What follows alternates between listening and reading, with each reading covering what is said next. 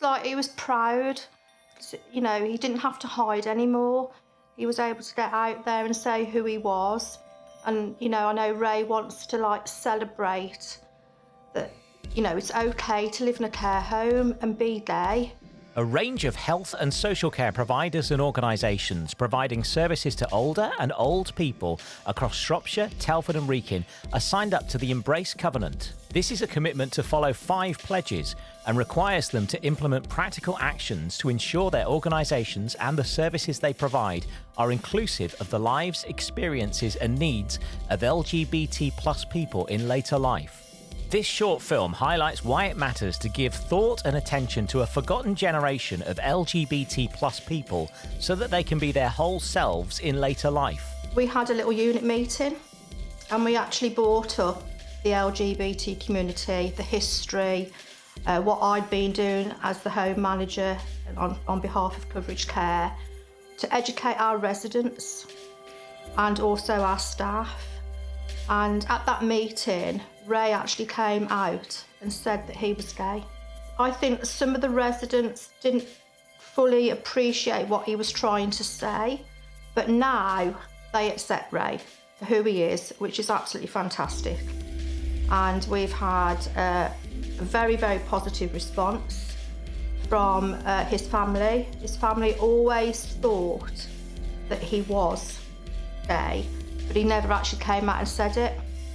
And they were absolutely over the moon. At the opening of this home at Montgomery House, that we met a lady called Betty who was involved with SAND, and she spoke with the then chief executive, saying that she had reservations about coming into care and being able to be herself and be accepted, and she was really worried about that when her time came. So he got in touch with SAND and we arranged for them to come out and do some training with the managers and to have some conversations really about what it meant to be inclusive and how could we as an organisation sort of reflect on that and what could we do differently and how could we make sure that we considered people with the LGBTQ plus community. So one of the first things that we did was to go out and ask for champions in each of the homes. I wanted to make sure that we touched all the people in the homes, either staff, residents and or families and visitors, and that the vehicle for doing that was to have champions, so that they had some time to be able to do it. It took a while to get people engaged with it, and in the meantime I asked one of my managers, Claire, if she would go and do the training so that she could come back and share that knowledge with the rest of us.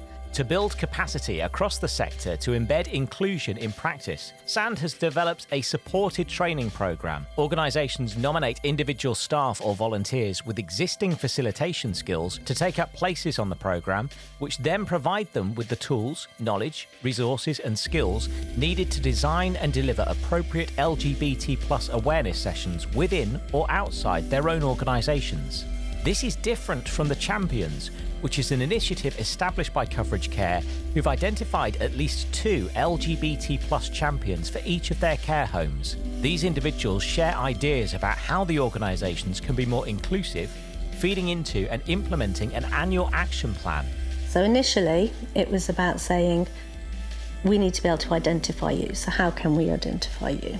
And they decided that they wanted to have a badge that they would wear, and then we have their photos put up in reception to say that they're champions and that people can approach them and have a chat with them if they want to.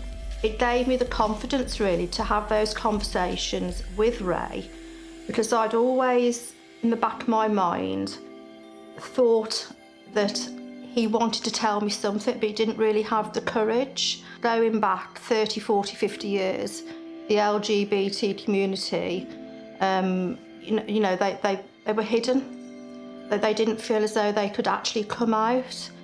And I can remember one day I was just walking around the home, going around to say hello to everybody, which I do, every morning. And I thought I'd just go and see Ray. And he was in his bedroom. And I told him what I'd been doing, that I'd been on this course for the LGBTQ plus community, and I had to explain to him what that meant, because he wasn't sure of the terminology. And I said, is there anything, you can tell me anything, Ray, whatever you tell me is confidential, And he just came out and he said, yes. He said, I had boyfriends. He said, I never got married. He said, I couldn't tell my family at the time. And The conversations just sort of extended from there, really. We had lots of conversations and I kept it to myself for a while because I didn't feel it was my place to say anything. I think it was a few months later that Ray actually decided that he would like to come out. In 2023, Sand ran a visibility project inviting older and old LGBT plus people who work, rest or play in Shropshire, Telford and Wrekin to wave to the camera. This was in direct response to a GP training session where one GP had said, "It never occurred to me that there are old LGBT plus people." The exhibition was mounted in Shrewsbury's Museum and Art Gallery in June 2023 with a footfall in excess of 16,000 people. I actually asked Ray if he'd like to be involved in the WAVE project and he was really enthusiastic about that. So we did the photograph in the home and he chose what he wanted to wear. He wanted to wear his hat and it was Christmas time, so it was by the Christmas tree. So everything was all around what Ray wanted, not what we wanted. And he wanted to be out there to actually say that it was okay to live in a care home and actually be gay.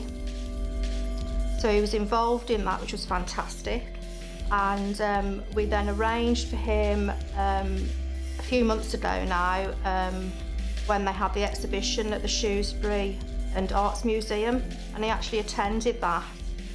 And when he saw his photograph on the board, with everybody else that attended the project, he was overwhelmed. It was really moving, it was really emotional. Through the process of identifying the need for training, taking part in the Embrace training for facilitators, nurturing Ray through his coming out, and embedding inclusion in her residential care home, registered manager Claire Childs has put into practice the learning illustrated in the Skills for Care National Framework for knowledge, skills and values for working affirmatively with LGBTQ+ people in later life.